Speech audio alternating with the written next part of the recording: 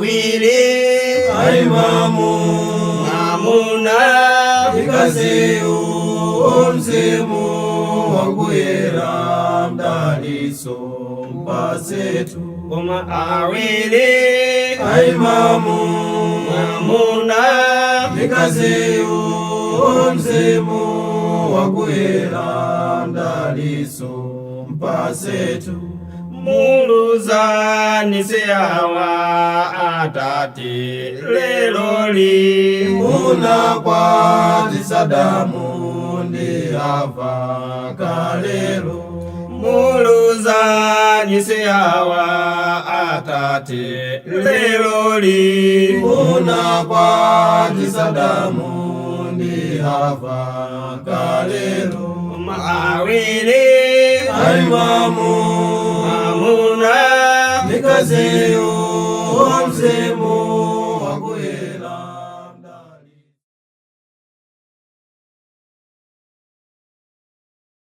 Tikulandireni pa programu yathu ino imene tikhalire kupitirizabe kuphunzira zokudza banja. Programu ya lero ndi programu yathu ya namba 30. Ndekuti tikutha kuona ndithu kuti tachoka patali pamene takhala tikuphunzira zokudza banja. Ndicho yofunikira kuti tikumbukire programu imene yamatipatsira ndali Longwe School Biblical Studies amene ili ku Mitundu ku Lilongwe, amene sakudziwitsani kuti kuchokera pano atsegula mwayi kwa iwo amene angafuna kuphunzira Baibulo kwa zaka ziwiri mwaulere kuyamba mu chaka cha 2027 January. Aino khala munthu wa mpingo wa Khristu wa mamuna orali ndi certificate ya form 4 komanso orali babanja kapenayi. Mwina ndinu, mwina ndiyena mukudziwitsa za uthenga umenewu. Komanso akudziwitsanso kuti akhala ndi msonkhano umene akonza mpingo wa Khristu ku Lilongwe ku Mitundu kuyambira pa 14, 15, 16 August chaka cha 2026 chino. Msonkhano umene umakhala uchitika chaka ndi chaka, ina mwina tikudziwa, ndipo chaka chinonso ulipo, ndipo muyitanidwa. Kaya ndinu wa mpingo wa Khristu, kaya sinu wa mpingo wa Khristu, muyitanidwa ku msonkhano umenewu. Mwina mukuzokhala ndi funso pokudza msonkhano umenewu, zokudza skulu imeneyi, komanso zokudza programu imeneyi. Mukuzotipeza pa nambala iyi 0822 766 018.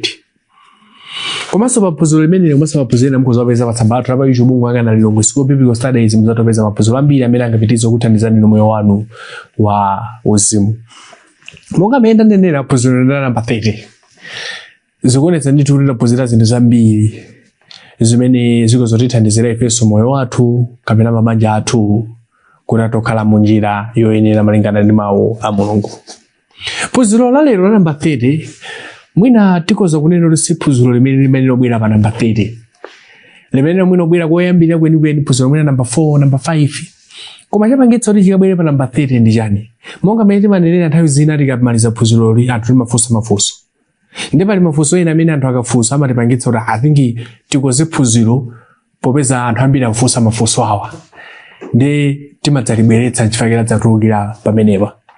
Manga phunziro lathu namba 30 tifuna kukamba pa zinthu zonena kuti zikhulupiriro mabanja kapena zikhulupiriro zimene anthu amakhala nazo pa zokudza banja. Pali zikhulupiriro zambiri zimene anthu amafunsa, zimene anthu amakhala nazo, koma lero ngosankhapo zikhulupiriro zina zimene mwina nanonso mukozokhala ndi mafunso ameneyo kuti mazikhulupirira kuti I think banja kuti liyende bwino umayenera kuti ukhulupirire izi. Nthawi zina anthu ena kamakhulupirira zimene. Nthawi zina anthu amatofuza funso eti banja kuti liyende bwino umafunika urere. Ndomazoti sizimalero koma simunena zoona inuyo. Ndekuti ndi mafunso ena amene anthu amafunsa pa zokudza banja. Koma pa zinthu zimene anthu amazikhulupirira. Pali nthawi zina ukamawerenga kapena kumva zinthu zina zimene anthu amakamba zokudza banja. Pali zinthu zambiri zimene anthu amakamba. Ndipo pena zimene amakamba anthu ndi zinthu zotalakwitsa kapena ndi zinthu zoti ndi zabodza. Komabe anthu amakhulupirira. Ndikuti ndi zinthu zimene mwina ukakapeza anthu ena akhulupirira koma zinthu zoziti zabodza. Koma mazikhulupirira nditu izizi ndezikokhala zenizenizi. Koma zili zolakwika. Komanso nthawi zina ukamakamba za banjamu ukamalifotokoza malingana ndi mmene Baibulo limanenera ena amaona ngati unama kapena kukamba zinthu zoneneza chilendo kapena zinthu zabodza. Chifukwa ndi chani? Munthu uja anakula anakhulupirira zinthu zina zake ndipo iye akamakhala mono izi ndi zenizenizi ndokomuzo si zenizeni fa Baibulo limanena izi komanso achipatala amanena izi ndi munthu chamata haya sizingateke ife takwalambira muzomwezi inu ndi muzitenga kuti ndezi anthu amati zimatha kuchitika muleromo. Komanso izi zimatha kutero kufika kunena kuti anthu anakhazikikamo koma akhazikika mu zinthu zolakwika. Mwina inunso mulipo anthu ena akamene tinaona pa anthu ena akamakhulupirira zinthu zina mwina sizabajazi koma zina akamazikhulupirira. Monga mwachitsanzo pali zikhulupiriro zina zimene anthu amakhulupirira koma amanena kuti mwina ndi madzulo mukuvaka dzidzi akuluka kuzungulira pa nyumba ano iyaya pano ndoti sipatha nthawi pano wina akamwalira pano basi. Ndoti anthu anazikhulupirira zimenezo koma zili zolakwika. Koma ukapeza anthu amene akhazika milezo koma akangona kadzidzi amakuganiza kuti apache patunda ulo palakula kudwala ndoti basi uthenga nduri ndi umene uramwalira. Akuzikhulupirira koma zili zinthu zolakwika. Ndiye chimodzinso tikalowaso pabanja pali zinthu zina zimene anthu amazikhulupirira alimo ndithu mu zinthu zimenezo koma zili zinthu zolakwika. Ndiye tisankhapo zinthu zina zimene zichoncho. Zimatheka tikamaona buku la Machitidwe chapter 17. Pa Machitidwe chapter 17 Paulo atapita ku mzinda wina, ku mzinda umene ku Atene, anakapeza anthu amene akupembedza. Kwa iwo akamaona amene amapembedzera mono kuti izi uku ndiye kupembedza uku. Kupembedza sungaposeso apayi. Koma Paulo atabwera nkuwauza anthu achana lodzidzimuka. Machitidwe chapter 17 verse 18-19 zaleni tiwerengeni. Akunena kuti chani pa verse 17 ndi 18. Pa verse 18-19 makamaka akunena kuti chani? Akuti ndipo akukonda nzeru ena a Epikulia ndi a Stoiki anamtenga naye. Ena anati ichi nchiyani ufuna kunena wobweruka uyu? Ndipo ena anga olalikira ziwanda zachilendo chifukwa analalikira Yesu ndi kuuka kwa akufa. Akuti Paulo anapita kumene kunapeza anthu ali milungu yosiyanasiyana chani ndipo Paulo analalikira za Yesu kuuka kwa akufa. Kuti zimene anena munthu Yesu zichani uyu ngobweruka uyu ngwaziwanda uyu. Iwo amaganiza choncho chifukwa iwo ajanero anakhazikika mu zinthu zina zake zimene anazizolowera zimene anamangikamo. Ndeti Paulo akabwera dzauza zoona anthu achamati uyu wakozokhala obweruka uyu. Koma zimene amauza Paulo zokudza Yesu nguko kwa kufa za misala ngati hayi. Koma kwa iwo zimene zachilendo amaona ngati za misala, amaona ngati za chilendo. Pa verse 19 anapitirira kunena kuti ndipo anamgwira nanka naye kwa Areopagadi nati kodi tingathe kudziwa chiphunzitso ichi chatsopano uchinena iwe? Nati tabwera kuno kumbirisa zedi tifuna tidziwe zimene ufuna zatsopano izi. Tikamatsika musimo ena anamumvera ena anati pa verse 32 ndipo pamene anamva za kuuka kwa akufa ena anaseka pwepwete koma ena anati tidzakumvanso za chimenechi. Ndati Paulo atafotokoza za Yesu kuti koma ngakhale mapembedza motere koma kuli Yesu anatere anthu ena anaseka ndi phwete kwambiri koma zimene anena mkulu Yesu inu wachokera nazo kuti zimenezi sadziwa zimene anena zopanda zero ena anaseka. Komanso ena chimene anachita ndi chani ena takumva koma tidzakumvanso nthawi ina. Chachititsa ndi chani? Anapeza anthu amene anamangika pa zinthu zina zimene amakhulupirira zoona ndi choona chitabweradi anachiona ichi sichingakhale choona ife tinazolowera kale izi. Ndi zilinso chimodzimodzi tikabwera pa nkhani ya banja pala anthu ambiri amene anamangika pa zikhulupiriro ndipo amaona ngati zimene anamangikazo izo ndi zoona ndipo akamakulangiza amakuza kuti inu ife tadutsamo mosemu zenzeri ndi izi koma kodi ndi zoonadi. Ndi zina zimene atamafuza chifukwa kuti tikoze phunziro ngati limeneli tiona zinthu zina zimene ifeyo tingathe kuziphunziramo. Chinthu choyamba chimene anthu ena anakumangika kukhulupirira mu zinthu zokhuza banja ndi chinthu ichi. Pala anthu ena amene anakhulupirira kuti kapena amakhulupirira kuti kukhala kwa limodzi musanakwatirane ndi zabwino. nthawi zina amagwiritsa ntchito mawu oti cohabitation mu Chizungu. Ndi mawu amene amafuna kutanthauza kunena kuti wapeza mkazi kapena wapeza mamuna muli ndi malingaliro ofuna kukwatirana. Koma nomwe musanakwatirane kupata. Koma kuti ndidziwe bwino nzangayi bwanji tibakhala kaye limodzi. Ndiye tikakhala nyumba ija tikaona kuti nzangayi ngovuta. Basi apite. Ndikapeza sowina. Tikaona tikalepherana apite. Alipo anthu ena amene amakhulupirira zimenezo. Amene ndi chabwino ichi kusiyana kuthetsa banjalo. Ena amakhulupirira zimenezo. Ndipo kaziona cholinga chake amati izetu chabwino fayori timafuna tidziwe kuti mkazi kapena mwamuna ingwa bwino kuti kuti titakhala tikakhala naye. Koma kuti chikhulupiriro ichi ndi cholakwika motani. Ena akamva chonchi taonani zimene ali nazo izomesa ndi zimene zimathandiza ndithu. Koma kodi izi ndi zolakwika pati? Tiona zimene Baibulo linanena. Mulungu amene akhalira limodzi maphunziro athu ambuyomu. Phunziro athu la number 1, la number 2, la number 3. Mwina ena munasemphana nazo tikhoza kutumizira pa namba linapereka ichi. Mulungu anayika ndondomeko yoyenera ya banja. Tikaona pa buku la Heberi chapter chake cha 13. Pa Heberi chapter 13 mlembi wa buku limene kandi Paulo kandi mndani amene timamukhulupirira, koma mlembi wa buku limeneli amene ali Mulungu ananena mawu awa pa Heberi chapter 13 verse yake ya 4. Ananena mawu nena kuti pa verse 4 ukwati uchitidwe ulemu ndi onse. Akuti ukwati uchitidwe ulemu ndi anthu onse. Mmene anayankhula mawu onse afuna kutanthauza yani? Munthu amene amakhulupirira ndi munthu amene sakhulupirira. Kaya umakhulupirira zotani, koma mmene Mulungu anayika kuti ukwati uchitidwe ulemu ndi anthu onse. Tingaupatse ulemu bwanji? Ananena chinthu ichi pa verse 4 mwepo. Ndipo gona pakhalepo osadetsedwa, pakuti adama ndi achigololo adzaweruza Mulungu. Ndiye Mulungu akunena kuti Mulungu anayika kuti ukwati uchitidwe ulemu ndi anthu onse, pa bedi posadetsedwa, adama ndi achigololo akuti Mulungu adzawaweruza. Afuna atiwuze kuti chani pa chikhulupiriro chimene anthu ena amakhala nacho. Mulungu anakonza kunena kuti anthu ngati afuna kukwatirana pali zinthu zina zimene ayenera kuchita, pali zinthu zina zimene sayenera kuchita. Ndiye munthu ngati amakhulupirira kuti usanakwatire mukhoza kutenga kukhalira limodzi ngati banja zikavuta musiyane, kodi ukwati uchitidwa ulemu? Kodi simukhala gulu la anthu adama ndi achigololo? Ngati ukakhale mgulu la anthu adama ndi achigololo, kodi ukwati kupatsa ulemu? Kodi Mulungu akadzakuweruzani adzakuweruzani bwanji? Chifukwa pamene anthu mukhala limodzi mmakhala ngati banja koma lisali banja.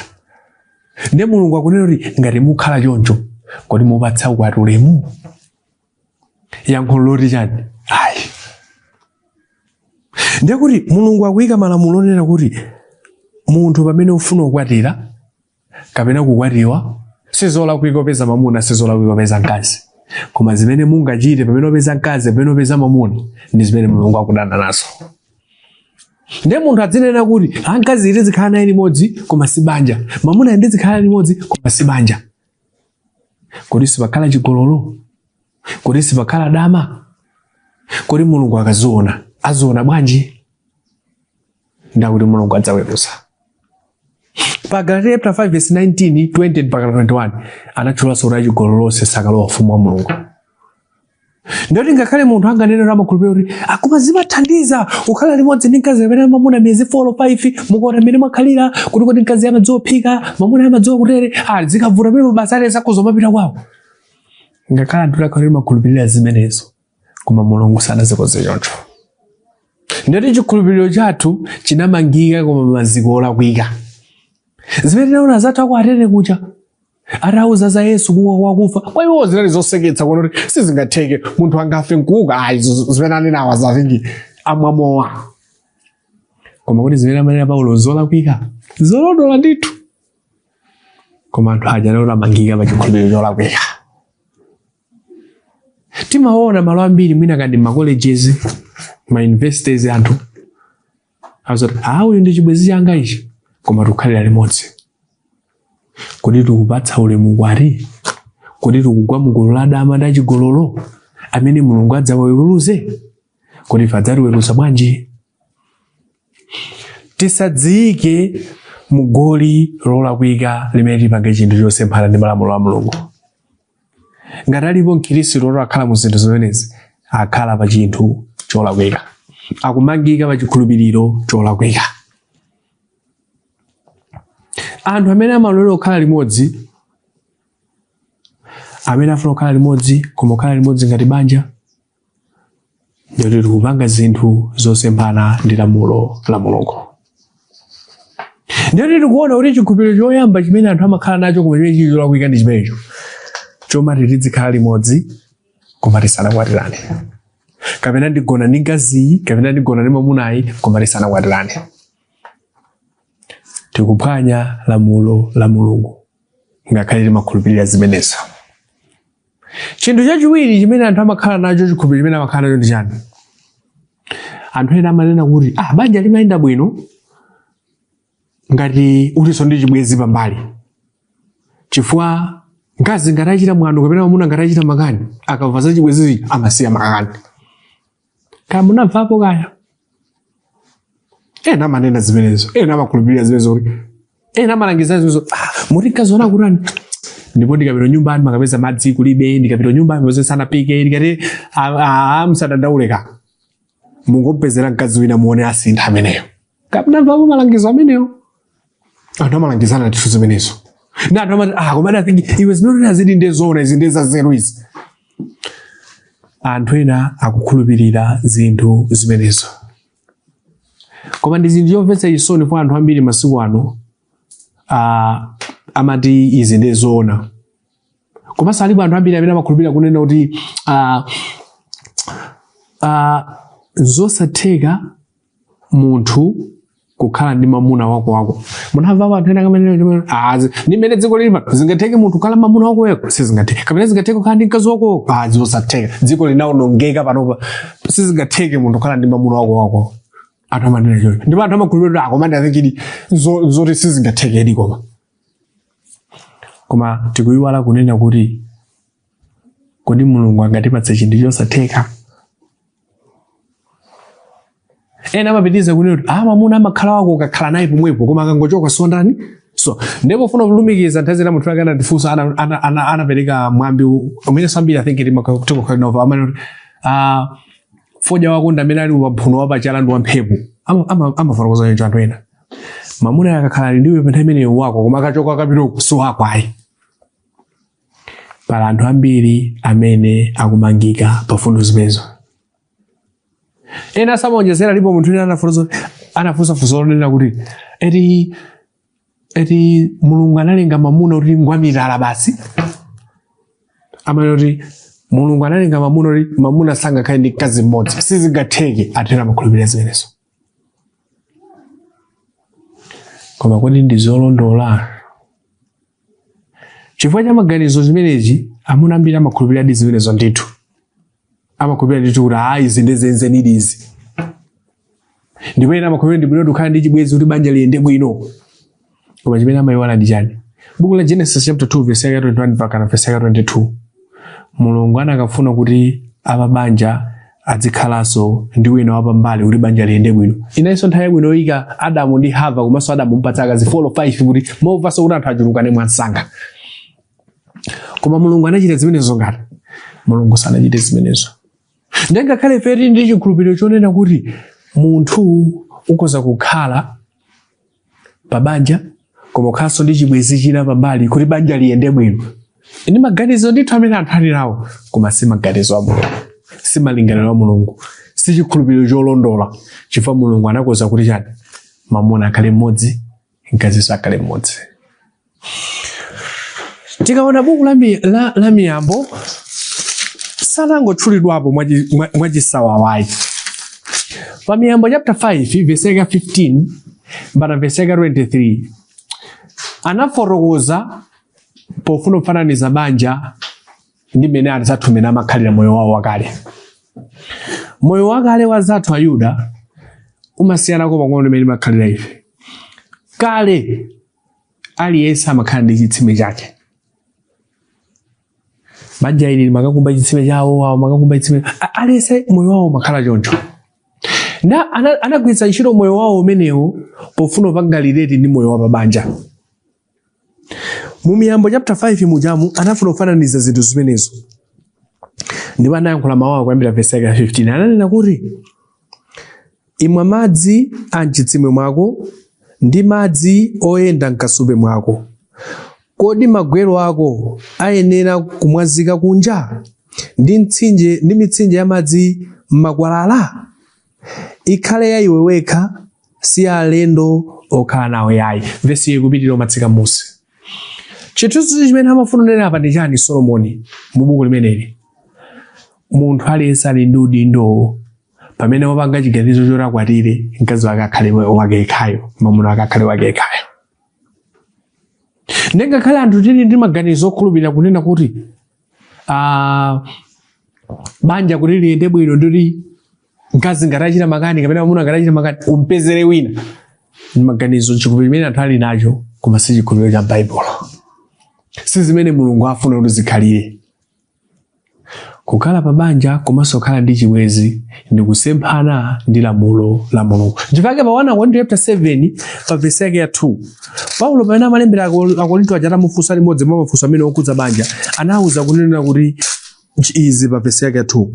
Koma chifukwa cha madama munthu yense akhale naye mkazi wa yekha, ndi mkazi yense akhale naye mwamuna wa yekha. Ndakuti chifukwa cha dama aliyense akhale naye mkazi wa yekha komanso mwamuna wa yekha. Ndeti Mulungu akuchotsa maganizo onena kuti pamene muli pabanja ngati pali mavuto, solution sikukapeza mkazi wina, solution sikukapeza mwamuna wina. Chifukwa aliyense Mulungu anakuza kuti akhale ndi mwamuna wa yekha komanso mkazi wa yekha. Ndekuti ife amene timakhulupirira kuti ukakhala pabanja ukakhalanso chibwezi china, ndi maganizo anu ndi chikhulupiriro chanu koma chili cholakwika. Chiwe chosemphana ndi lamulo la Mulungu. Chikhulupiriro chachitatu chimene anthu amakhala nacho nchoti chani? Fundo imene imondochokera pa anthu amene masuwa ano tikozonera ngati antawuni. Amanena kuti mkazi adzikhala odziyimira payekha. Akuti mkazi adzikhala odziyimira payekha. Mabungu ambiri akulimbikitsa zozo. Mkazi adzikhala odziyimira payekha. Payokha ukayimva fundo yokhozomaiva ngati yabwino. Koma kuti fundo imeneyi ndi yabwinodi? Kodi ndiyoyenera? Ndiyoyenera kuti ikhalepo? Tikaona pa buku la Miyambo chapter chake cha 31 verse 12 mpaka verse 14. Baibulo mwe paja mayi wangwiroje anafotokozera ndi mkazi amene amalawirira mamawo kapanga business ukasaka thochi upanga zinthu zosiyana-siyana kuti athandize banja lake. Zimene zili zabwino zoyenera ndithu. Koma tisayiwale kuti Mulungu anakonza kuti chani? Mulungu anakonza kuti pamene pali banja mwamuna ndi munthu. Mwamuna ali ndi udindo. Pa Timoteo chapter 5 verse 8 mwamuna ali ndi udindo osamalira banja lake. Tisayiwale tikabwerera buku la Genesis, Mulungu atalenga Adamu kumuyika m'munda muja, anati ndimupatse omuthangatira amene ali mkazi. Ndiyoti pamene Mulungu amakonza banja anakonza mwamuna ali ndi udindo osamala banja lake, mkazi ali ndi udindo othangatira othandizira banja lake. Mulungu sanazikonze kuti pamene anthu ali pa banja mkazi adziti ngoyima payekha. Timaona amene akazi mkhalozimira pazokha muzipanga business muzipanga zanu. Taona kale pa Miyambo chapter 31 verse 12 mpaka 14 sikuletsa mkazi kupanga business, sikuletsa mkazi kugwira ntchito. Koma banja labwino Mulungu anakonza kuti pamene mkazi akupanga zinthu akhale othandizira, osati akhale oyima payekha. Tinaonapo nthawi zina anthu ena amanena kuti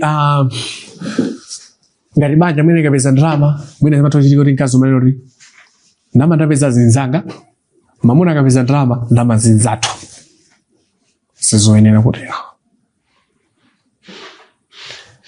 Banja labwino mkazi sakhala odziyimira payekha.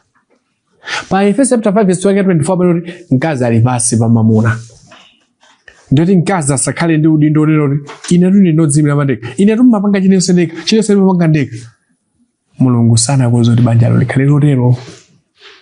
Ngakhale uli kuthekera kuti ukuzopeza ndalama, ngakhale uli kuthekera kuti ukuzopanga business ugwira ntchito, koma Mulungu anakonza kuti banja labwino mkazi asakhale odzimira payekha, koma akhale oyima othandizira mwamuna wake.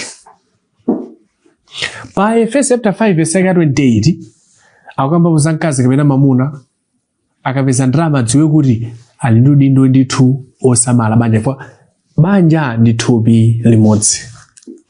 Ngati lili thupi limodzi, mwamuna sangalira ngodzimira payekha, mkazi sangalira ndodzimira payekha. Ndiponso mawu amene sitinamvepo mwamuna, sitinamvepo mwamuna anoti mwamuna utali pa banja kuti ine kuti ndinodzimira pandekha, sizingatenge. Chifukwa chani? Umadziwa kuti sungadzimire pawekha fuli ndi banja. Koma mawu amene nthawi amabwera chifukwa choti mkazi ndamene anoti iyeyo ndodzimira payekha. Adzimira bwanji payekha pamene ali pa banja? Ngati ali pa banja sinkazi odzimira payekha. Nengakhala anthu amakhulupirira kuti mkazi akhale odzimira payekha, mkazi akhale. Lamulo la Mulungu sanazikoze kuti banja likhale choncho. Nengakhala anthu amakhulupirira zimenezo zikusemphana ndi lamulo la Mulungu. Akazi ofuna banja, akazi ofuna kukhala pa banja ngati la Baibulo, amakhala mkazi omvera lamulo la Mulungu, ochita zimene Mulungu. Mwamuna ndi mutu, mkazi ndi omuthandizira. Palibe zodzimira pazokha. Dziko likozoruza zinthu zambiri, koma lamulo la Mulungu limati chani? Mulibe zozimira payekha ngati munthu ali pa banja. Ayi. Fundo yathu ya number 4 imene iliyomaliza pa zinthu zina zimene ngazone za zikhulupiriro zimene anthu amakhala nazo ndi chokudza kuti iso ndi fundo imene imatuluka kwambiri anthu ambiri amanena kuti mwina banja livuta ndi amanena kuti musadandaule mukhazikika mukakhala ndi ana inuyo mona. Ena amanena kuti apapa lungovuta sina kamwina poti mwana ndi mmodzi zikakhazi mona mwakandana atatu folo muno banja lidzakhazikika lidzamangika limene. Ndizoona sizoona ngakhala anthu amakhulupirira zimenezo koma sizoona. Tisayiwale kuti nthawi zambiri anthu akamafuna kukwatira mwina poyambirira kuposa akakwatira mwina kachiwiri kachitatu kutengera mwina imfa kapena pazifukwa zoyenera. Anthu ambiri amaonesera kukwatira ndi mwamuna kapena ndi mkazi oralibe mwana. Kuti chimene chimatipangitsa kuti tikasankhe mkazi kapena mwamuna wachoncho njani?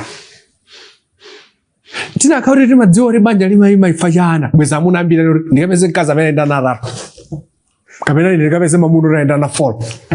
Chifukwa kuti banja limalimba ifa cha chifukwa cha. Koma aliyense akamasaka kuti koma ndipeze mkazi kapena mwamuna alibe chani? Alibe mwana. Zimene zikutanthauza kunena kuti chani? Silimasokonekera chifukwa chakuti banja pali ana. Kapena silimamangike futi pali ana. Ayi. Buku la Masalimo 127 verse 3 mpaka verse 5 mulembi amene anafotokoza kunena kuti ana ndi mphatso.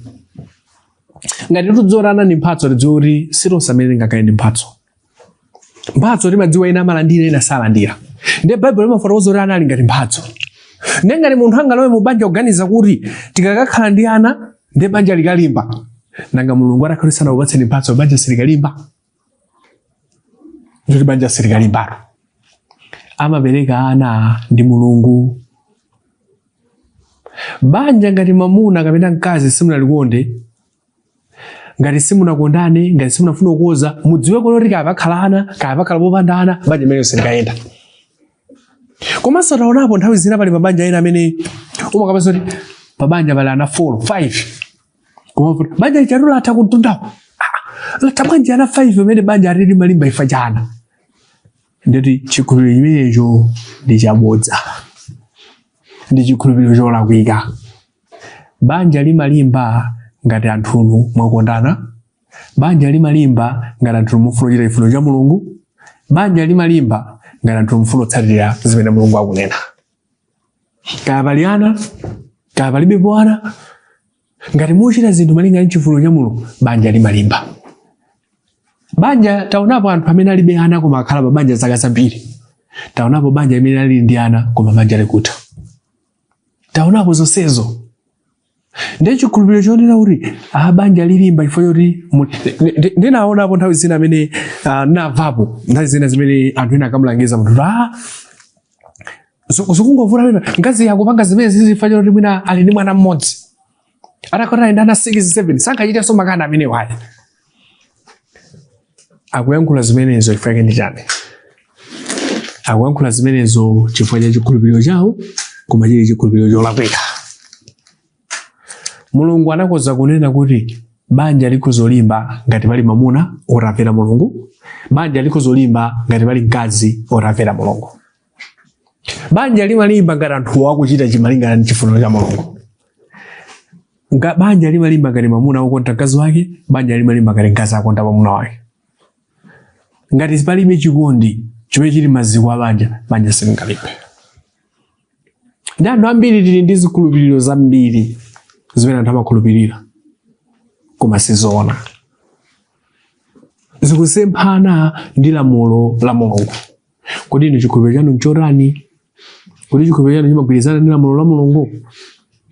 Kodi chikhulupiriro chanu ndi cholondola? Tisakangata anthu aku Atene ora kwauza zinthu mungoseka ena nkumati mudzati vaso koma tikhale anthu ochita zinthu zimene Mulungu ananena. Tikatero tizakhala ndi banja labwino. Tichotseni zikhulupiriro zathu, tichotseni zimene timaganiza koma tiyikepo zimene Mulungu ananena. Fa Mulungu amene anayika banja poyika Adamu ndi Hava ndipo ndi Mulungu amene anapereka lamulo. Tikatsatira lamulo limene tizakhala ndi mabanja abwino. Mulungu akudalitseni pamene taphunzira bwino zimene pamene muzigwiritsa ntchito pa zimene muzisunga zimene zikapitiriza kusintha moyo wanu wa banja pakuona zimene Mulungu watiuza. Pamoga muyalero mnali ndine Balwano Vinjero Gondwe kuchokera mpingo wa Khristu Kudziwa 36 komanso tisayiwale ndipo kumene amalipatsira ndali longosoka biblical studies kumitundu mwina tili ndifunso amene ndimangakukhuza ntchito nambala iyi 0822766018 kufikiranso nthawi ina. Mulungu akudalitseni nonse. Amen.